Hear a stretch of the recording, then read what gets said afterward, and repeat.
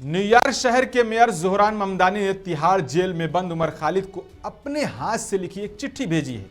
JNU के पूर्व छात्र उमर खालिद यूएपीए कानून के तहत जेल में बंद हैं। यह चिट्ठी ममदानी के मेयर बनने के बाद सामने आई है।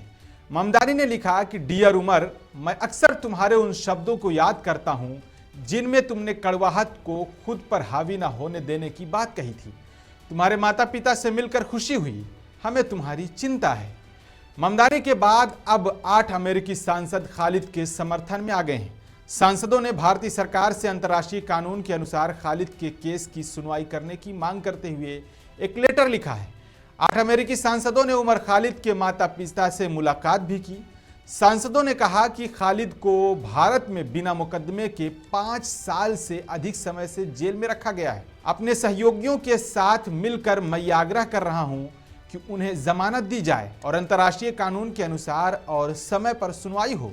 इस खबर पर आपकी क्या राय है? आप अपनी राय जरूर दें और हाँ, मुंसिफ टीवी को फॉलो और सब्सक्राइब करना हरगिज ना भूलें।